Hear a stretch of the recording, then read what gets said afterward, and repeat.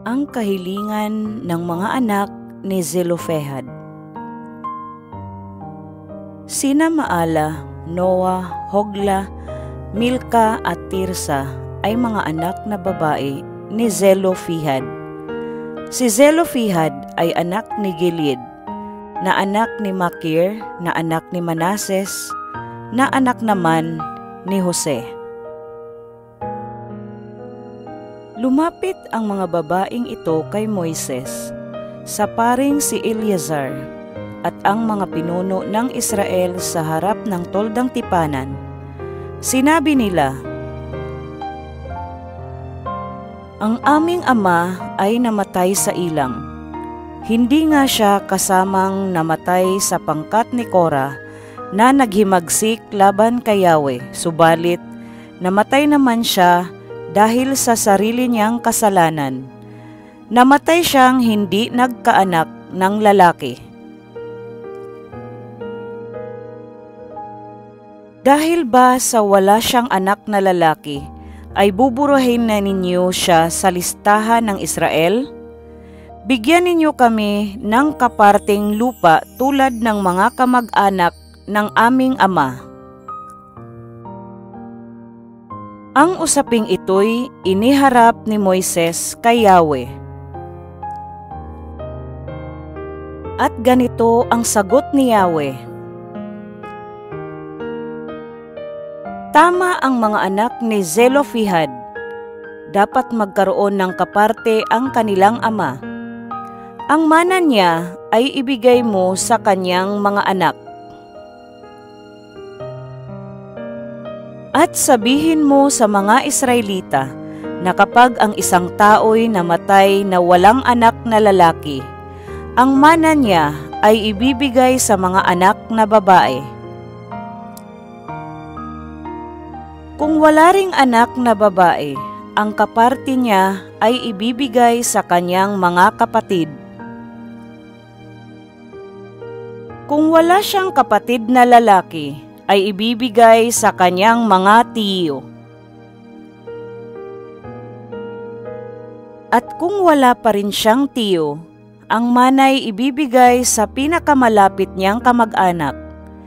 Ito ay mananatiling tuntunin sa Israel. Akong si Yahweh ang nagtakda nito bilang kautusan at tuntuning susundin ninyo." Sinabi ni Yahweh kay Moises, "Umakyat ka sa bundok ng Abarim at tanawin mo ang lupaing ibibigay ko sa mga Israelita.